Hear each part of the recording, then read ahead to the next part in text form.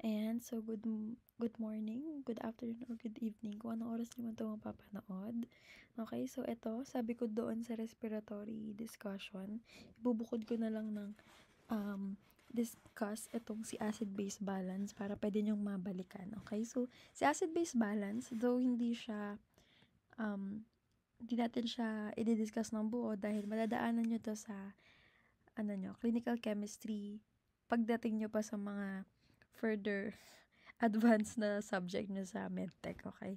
Pero sisimulan natin siya since part siya ng ating respiratory system. Okay, so sisimplahan natin para mas madali sa inyo.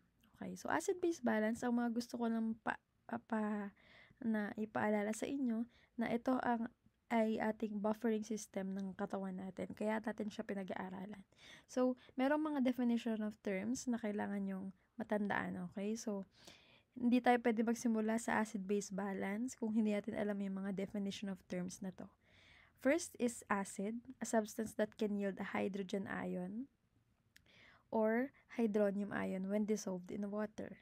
Okay? So, si carbonic acid, ang weak acid ng katawan natin. So, for example, too much carbonic acid sa mga pag-uusapan natin later, ibig sabihin, yung ating acid-base balance is acidosis or yung pH ng katawan natin is acidic. Okay? And kapag naman masyadong madaming bicarbonate, ito, wait, pwede ba mag-pen dito? Ngayon lang kasi kung magre-record sa laptop eh. Sanay ako sa Mac, sa iPad. Ayun, si bicarbonate naman, a base product of carbon dioxide. So, kapag mataas ang bicarbonate, alkaline naman ang ating pH, okay? Basic. A substance that can yield hydroxyl ion when dissolved in water. Okay, so ibig sabihin kapag acid, madami ang hydrogen. Kapag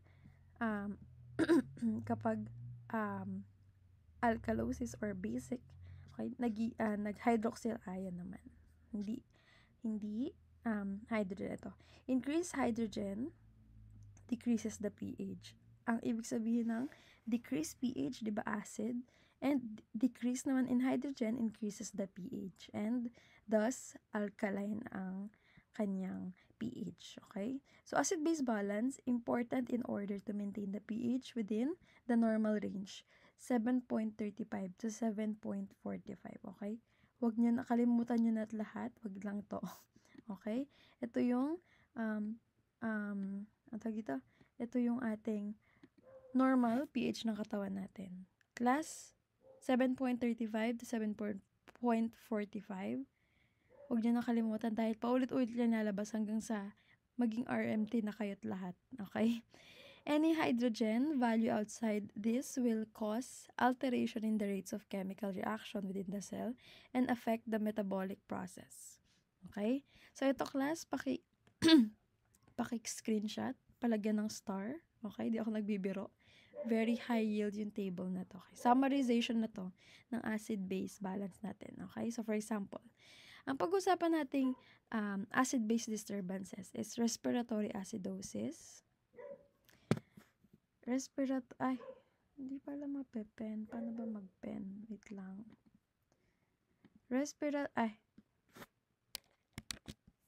Respiratory acidosis, metabolic acidosis, respiratory alkalosis, and metabolic alkalosis. Okay? So, 4 yung acid-base disturbances. And, yung mga organs defective, ang gusto kong patandaan sa inyo, kapag respiratory, ang may problem, ang organ na defective ay yung lungs. Okay? Ito ding isa. Respiratory yung tawag sa sakit, lungs ang may problema. Kapag sinabing metabolic, ang may problemang organ ay yung kidney. Again, pag sinabing metabolic, ang may problemang organ is kidney. Okay? Wait, tignan ko lang kung nasisave. Okay, so, let's continue. So, tapos na tayo sa acid-base disturbances ng mga tawag, organ defective. Okay? And meron tayong primary cause. Ito yung pag-uusapan. So, for example, meron kang respiratory acidosis. Meron kang respiratory acidosis. Ang may problem sa'yo is lungs. Meron kang hypoventilation. Okay? Again, anong meaning ng hypoventilation? Mababa ang iyong oxygen level sa katawan. Mababa ang oxygen level mo sa katawan kasi may problem si lungs mo. Okay? Mababa ang oxygen, ibig sabihin acidosis. Mataas ang oxygen, alkalosis. Okay? Hypoventilation. Next, bicarbonate excretion. Sabi ko, kapag merong metabolic ang pangalan ng sakit, ang kidney mo ang may problema. Ibig sabihin, class, anong sabi ko kanina sa bicarbonate? Si bicarbonate ang magpapa-basic ng ating dugo. And since merong problem si kidney, hindi na nire-retain si bicarbonate. Sobrang nilalabas niya na iniihi si bicarbonate. As a result, ano nangyayari?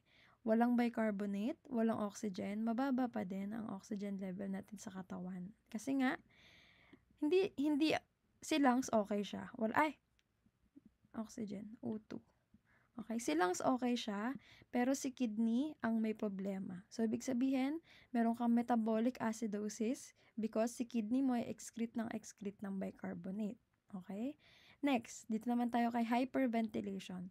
Kabaliktaran ni hypoventilation. Sobrang taas naman ng oxygen mo sa katawan. Okay? Ayan. Sobrang taas naman ng oxygen mo kasi si lungs mo na may problema. Again, si lungs mo ay inhale ng inhale. Ito yung mga nangyayari sa mga yung mga patient na o yung mga tao na anxiety attack. 'Di ba, inhale sila ng inhale, parang nalulunod sila. Kasi sobrang taas na ng oxygen nila sa katawan and hindi na balance yung pag-inhale and pag-exhale. Okay? So, ang isa sa mga pwede natin gawin sa mga patient na ganito, pag nakakita tayo, is yung pahingahin nyo sa paper bag. Ayun. Diba? Kasi kapag kung ano yung ini-exhale mo, ayun yung carbon dioxide. And since sobrang taas ng oxygen natin, kailangan maka-introduce ng carbon dioxide sa ini-inhale natin. So, ibig sabihin, pag pinahinga mo si patient sa paper bag, i-exhale niya yung carbon dioxide and then i-inhale din niya yung carbon dioxide. So, mataas yung probability na magpantay yung oxygen and carbon dioxide kasi nga pinapahinga mo siya sa paper bag, which is yung ini-exhale lang din niya na carbon dioxide. Okay? Hindi siya nag-i-inhale ng panibagong oxygen. Okay? Hyperventilation, respiratory alkalosis. And kabaliktaran ulit ng bicarbonate excretion, ito naman, bicarbonate reabsorption. Okay? Class, si bicarbonate, of course, some ay tinatapon, some ay nire-retain. Okay? Sabi nga ni Catriona, okay? Ulit ako. Sabi ni Catriona, everything is good but in moderation. Ayan. So, ibig sabihin, tama lang, class, na nagre-reabsorb tayo. Pero, hindi yun sobra. Hindi yun to the point na sobrang dami na ng bicarbonate. Kapag sobrang dami na, ang katawan natin ay dapat i-excrete na siya. Pero since may problem daw sa kidney, dito kay metabolic alkalosis, nagre-reabsorb ng bicarbonate kahit hindi natin kailangan. Okay? So, anong magiging cause? Mataas ang oxygen masyado.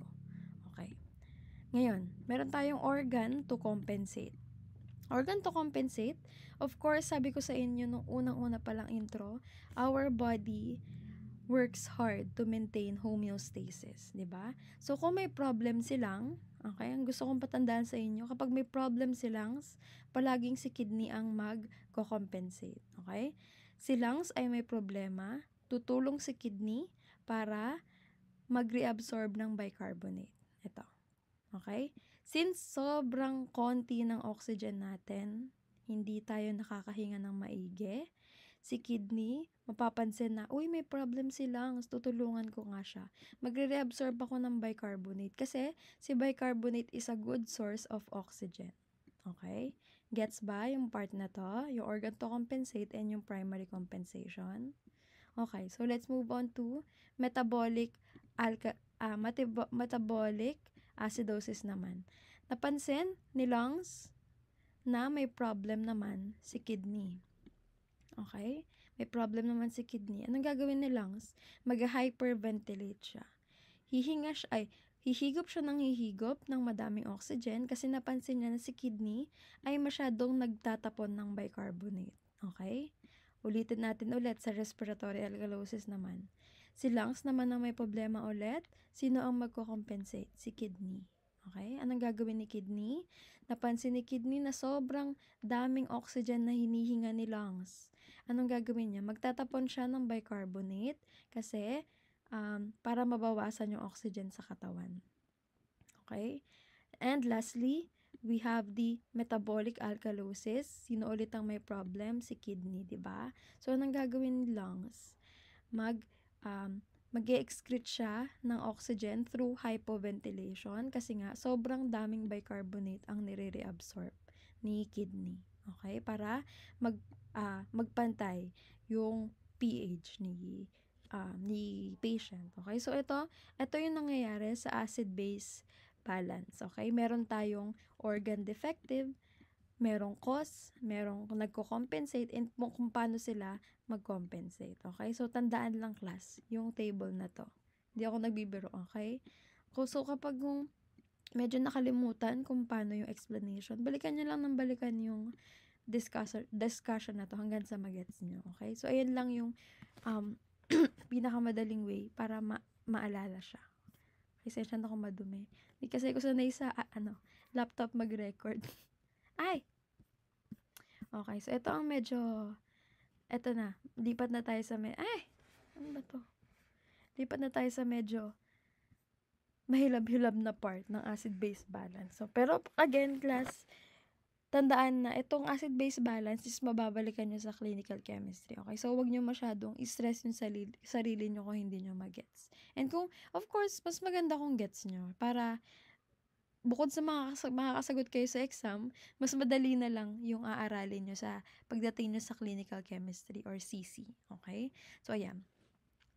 Ang gagawin natin dito sa susunod na mga topic is i-determine daw natin kung ano yung sakit ni patient. Kung respiratory acidosis ba, kung metabolic acidosis, kung respiratory alkalosis, or metabolic alkalosis. Okay? So, ito. Tinagalog ko na. Metabolic acidosis, dapat magkaroon ng respiratory alkalosis. So, ito lang din yun. And explain ko lang yung part na to. Kapag merong pag merong metabolic acidosis, dapat magkaroon ng respiratory alkalosis. Ano ba yung respiratory alkalosis? Ito, hyperventilation. Diba yun din yun? Ito din yun, diba? And kapag naman may respiratory acidosis, asan yung respiratory acidosis? Respiratory acidosis, dapat daw magkaroon ng metabolic alkalosis. Okay? So, ayun lang din yun. Metabolic alkalosis, ito lang din. Okay? So, class, sabi ko nga sa inyo, matandaan nyo lang yung table na to. Solve na kayo. Okay? So, ayan. Again, konting recap. Low pH acidosis. Kapag metabolic, kidney ang may problem. Mababa ang pH, mataas ang carbon dioxide. Okay? So, ito ang mga normal value. Ang kailangan natin tandaan dito, class, is first, ano ang level ng pH ni patient. Okay? Kasi, ayun yung una nating magiging clue kung acidosis ba or alkalosis. Okay? So, again, ang normal value is 7.35 to 7.45. Kapag less than 7.35, acidosis. Kapag greater than 7.45, alkalosis. So, diba? Yan, madali lang. How about yung ventilation ni lungs? Yung ventilation sa lungs, okay? So, ibig sabihin, class, na-identify na natin kung acidosis or alkalosis siya. Ngayon, titignan natin kung ano yung acidosis and alkalosis niya. Respiratory ba or metabolic? So, ang gagawin natin, sa isang problem, magbibigay ng level ng pH, level ng pH, level ng carbon dioxide, and ito, yung level ng level ng bicarbonate. Level ng bicarbonate. HCO3. Sensya na. Okay, HCO3. So, ibig sabihin, class, sa tatlong clue na to, malalaman natin kung anong meron si patient. Kung acidosis ba, or, kung acidosis, kang hirap mag-type. Acidosis ba or alkalosis? Dito naman sa carbon dioxide, kung respiratory ba? And ito naman sa bicarbonate kung metabolic. So, ibig sabihin, okay, let's say nasabi natin na acidosis siya dahil ang pH na is 7.25. 7.25. Okay, sensya na nahihirapan ako magsulat. Sana naiintindihan nyo. Okay, so alam na nating acidosis siya. Check na tayo sa first part. Ngayon, gusto natin malaman kung respiratory or metabolic. So, anong titignan natin? Acidosis, ang sabi ko kapag acidosis, mababa ang oxygen. Okay? Mababa ang oxygen, tas mataas ang carbon dioxide. Acidosis. So, malalaman natin kapag respiratory siya or metabolic, kapag for example, ito, respiratory ang may problem, sobrang taas ng carbon dioxide. Okay? And malalaman natin kung metabolic acidosis naman kapag sobrang baba ng bicarbonate. Okay? Naiintindihan ba? Nagkakaroon ba ng kaunting idea about sa sakit? Okay? Again, nalaman mo na acidosis siya. Ngayon, ang susunod mong step is malaman kung respiratory or metabolic. Kapag respiratory, dapat mababa ang oxygen or mataas ang carbon dioxide. Kapag naman metabolic, dapat mababa ang bicarbonate kasi nga acidosis. How about kapag alkalosis? Kapag naman alkalosis, tapos respiratory ang problem, mababa naman ang carbon dioxide. Of course, kung mababa si carbon dioxide, kabaligtan lang din niya na mataas na oxygen. And then, malalaman mo naman kung metabolic alkalosis kapag sobrang taas naman ng bicarbonate. Ang bicarbonate is HCO3. Okay? Ayan. Okay, so ito yung mga normal value. Evaluate the ventilation of lungs naman. So, ibig sabihin, kapag less than 35 alkalosis, kapag greater than 45 acidosis. Okay? How about si bicarbonate? Punta tayo dito. Less than 21 ay acidosis, greater than 28 naman ay alkalosis. Okay? So, ayan. So, ito, lagpasan na muna natin itong compensation kasi para di kayo malito masyado. Okay? Huwag na natin itong pansinin. Sa CC nyo na yan, sa clinical chemistry nyo na yan, problemahin. Okay? Ito, example. Ayan. So, nagbigay class ano ba to? Ba't wala?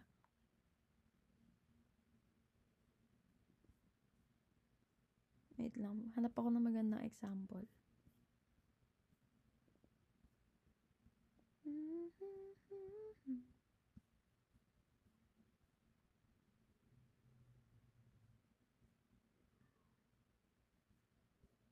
Huwag na nga yan. Mahirap. Okay. So, sa mga problem solving, ito ang magiging example. Okay? Type ko na nga lang. Medyo mahirap pala. Okay, example. Sa mga problem solving, ito yung magiging given. Okay, pH ay 7.25. And then, PCO2 or carbon dioxide ay 55. Tapos, ang bicarbonate ay pasensya na ako, medyo matagal ako kasi nag-iimbento ako ng on the spot. 25, 7.25, Tapos, ano nga ba ulit ng normal value ng bicarbonate? 21, 28. Ayan. So, gawin natin 25. 25. Okay. So, class, anong pansin nyo? Naalala nyo yung mga normal value? Ang normal value ulit ni pH ay add tayo ng bagong text. Ang normal value ni pH ay 7.35 to 7.45, diba? So, anong pansin nyo sa pH? Is it acidosis or alkalosis? So, ang sagot is, ano? Kunwari naririnig ko kayo, sagot kayo dyan. Habang nag-i-struggle ako dito. Ayun. So, 7.45 of course, acidosis siya. Acidosis. So, ang problema na lang natin is malaman kung si acidosis na to ay respiratory acidosis or metabolic acidosis. Okay? So, tingnan natin ulit yung pangalawang clue. Si PCO2 daw is 55. Ano nga ulit ang normal value ni PCO2? Diba? 35 to 45. 35 to 45. Ano to? Yung si carbon dioxide, mataas or mababa? So, ibig sabihin, class, ang taas ng carbon dioxide. Kapag mataas ang carbon dioxide, di ba, mababa ang pH or acidosis. So, ibig sabihin, class, dito pa lang, ang nakita nyo na ang problema is silang. So, ang magiging sakit nito is respiratory acidosis. Ayan. Kasi nga, abnormal si carbon dioxide. Okay? So, for example, hindi nyo napansin. Okay? So, for example, hindi pa kayo sure. Gusto nyo pang i-sure na respiratory acidosis siya. Tignan nyo si bicarbonate. Ano nga ulit yung normal value ni bicarbonate? Diba? 21 to 28. 21. Ay! Miss ko na yung iPad ko. Ay! Yun. 21 to 28. Diba? So, napansin nyo, class, si bicarbonate ay normal. So, ibig sabihin, walang problem sa kidney natin talaga.